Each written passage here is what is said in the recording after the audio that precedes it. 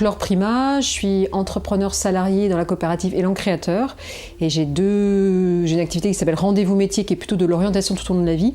Et j'ai un projet commun avec Mathilde Panel qui s'appelle Rendez-vous Nomade, qui est là plutôt de pouvoir aller vers les publics et les aider notamment à s'orienter par la pédagogie active, par des escape games et d'autres jeux. Alors, je m'appelle Mathilde Panel, je suis scénariste de jeux, donc mon entreprise s'appelle La Récré Nomade. Je fabrique des jeux en bois, des jeux de société et je scénarise des escape games, des murder parties, des jeux à taille réelle. C'est dans le cadre de Récré Nomade que j'ai rencontré Laure, où je trouvais déjà que le jeu avait une utilité sociale. Et Laure, elle lui a carrément donné une profondeur supplémentaire parce que là, on utilise le jeu dans le cadre de recrutement, dans le cadre de marque employeur ou simplement pour révéler la compétence de nos joueurs et plus seulement avoir juste un moment ludique, mais aussi un moment pédagogique et utile.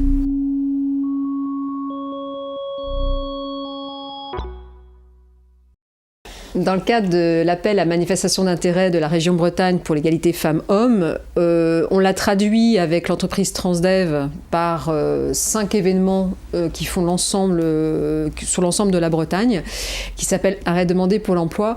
Donc c'est eux qui ont répondu à l'appel d'offres, mais ils ne pouvaient pas le faire sans notre expertise d'un outil de pédagogie active qui permettait de casser les préjugés par rapport à la mixité dans l'emploi. Il s'agit d'aller vers des territoires sur l'ensemble des 4 départements, vers des territoires où Transdev bien sûr est implanté puisque eux ont des besoins de recrutement, et s'associer en fait aux acteurs locaux de l'insertion et de l'emploi, donc bien sûr Pôle emploi, bien sûr la mission locale, mais aussi des associations, des centres de formation qui œuvrent à l'insertion dans l'emploi de toute personne et notamment des femmes. Et en agissant avec eux, on monte un événement de toutes pièces. Il y a eu un cofinancement aussi de la Banque des Territoires qui s'est allié donc au financement région et Transdev. Donc ça veut dire que quand on arrive à chaque fois sur les territoires, donc comme aujourd'hui Carhaix, ils ont un service complètement gratuit. Ce qu'on leur demande simplement, c'est de mobiliser les services techniques de la ville, donc forcément c'est du temps et de l'argent, mais pour eux c'est plus transparent d'un point de vue économique. Donc c'est vraiment un projet d'une entreprise et d'une région et de la Banque des Territoires au service justement des territoires, des collectivités qui sont surtout là pour mobiliser l'énergie, leur réseau, pour que l'événement fonctionne.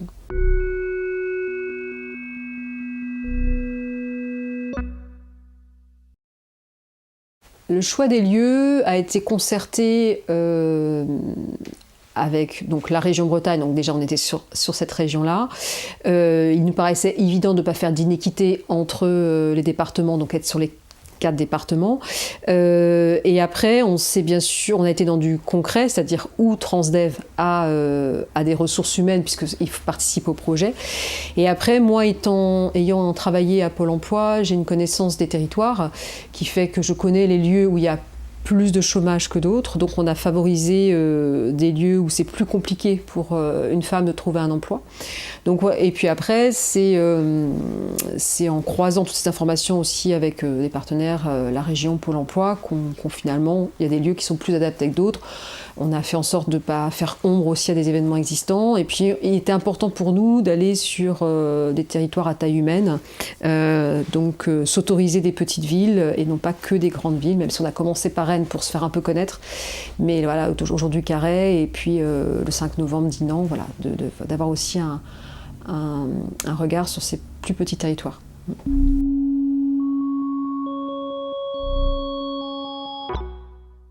Comme le dit Rendez-vous Nomade, le but c'est d'aller vers les personnes qui ne vont plus vers les structures. Donc ce qui nous intéresse quand on vient sur un territoire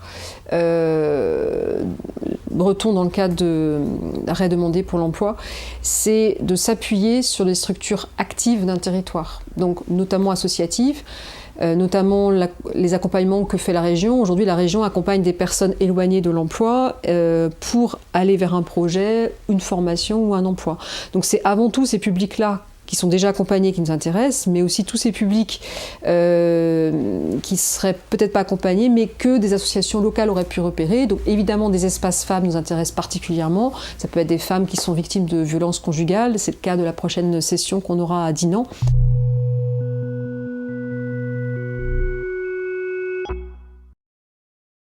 Dans notre escape game, de manière générale, on parle des préjugés.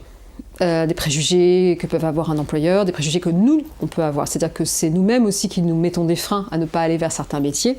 Donc l'objectif du scénario de notre escape game, c'est de casser ces préjugés, puisqu'on les met à la place d'un recruteur, nos candidats. Donc c'est eux qui vont devoir, dans une entreprise du 21e siècle qui recrute sans CV, aller à la connaissance de chaque candidat.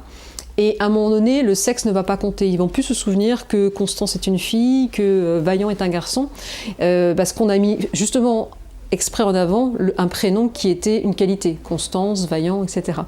Donc à un moment donné, ils s'extraient du sexe de la personne, et c'est eux-mêmêmes qui font la démarche. Quand ils sont ensemble autour de la table pour décider qui va avoir quel poste, c'est chacun qui va dire en fait, Constance, elle a telle qualité, et à aucun moment le mot de son sexe n'apparaît. Et donc ils vont s'autoriser justement par cette réflexion à se dire Constance, elle serait très bien sur un métier finalement de conduite, elle serait très bien sur un métier de mécanique, elle serait très bien sur un métier d'informatique, 3 secteurs où les femmes ne sont pas assez représentées. Un métier mixte, c'est un métier où il y a un 60-40 des deux sexes, et on a fait exprès que dans les métiers sur lesquels ils doivent rechercher des personnes, en soit sur des métiers traditionnellement masculins ou féminins.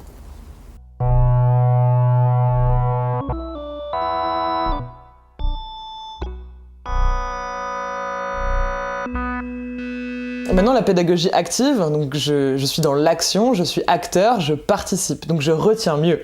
J'écoute, j'entends, je fais, je retiens. Donc évidemment, les mettre à la place de personnes qui recrutent, c'est clairement de la pédagogie active, parce que quand ils sont en entretien, ils peuvent maintenant se mettre à la place du recruteur.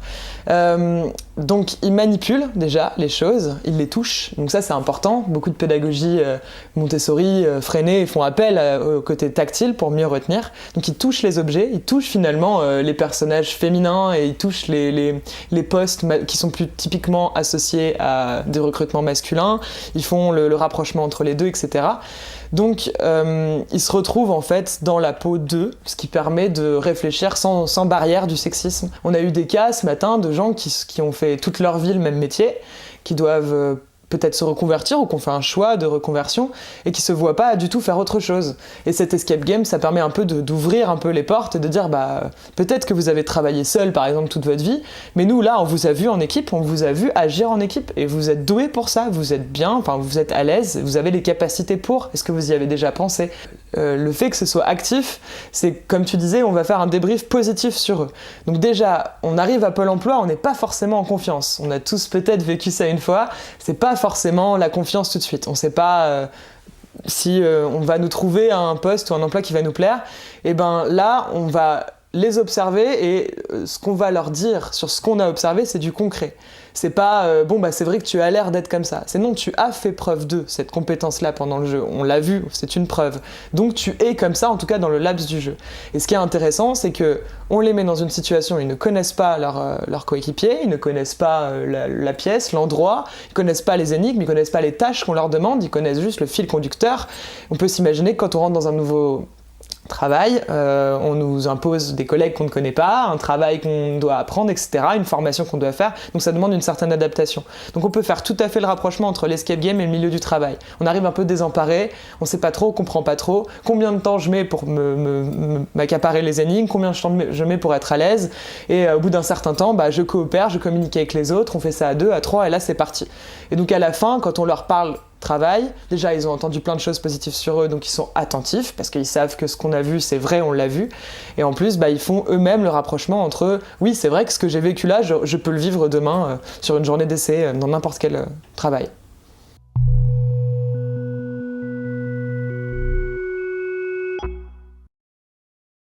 L'idée, ce serait de rester nomade, pour ma part, mais je pense que tu vas être d'accord. Moi, mon truc, c'est la bricole. J'adore bricoler. Donc peut-être dans 5 ans, je me vois être beaucoup plus montée en compétence sur des systèmes, par exemple, électroniques, avec des énigmes peut-être un peu plus magiques, on va dire, qu'on maîtrise pas forcément tout. Pourquoi pas avoir des escapes on peut accueillir plus de gens, trouver des moyens pour accueillir plus de personnes, essayer d'aiguiser ma perception de l'observation, parce que c'était pas mon métier, moi, à la base, observer les gens. Moi, bien sûr, la partie qui m'intéresse le plus, c'est la partie RH, la partie aussi montée en compétences. Donc, c'est de devenir aussi un outil un peu de référence qui peut servir aussi à d'autres structures.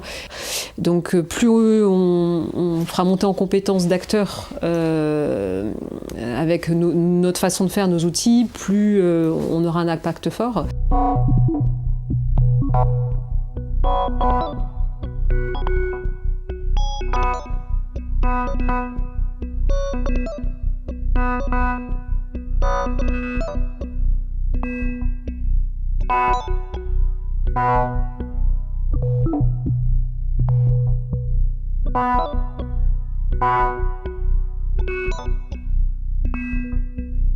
Thank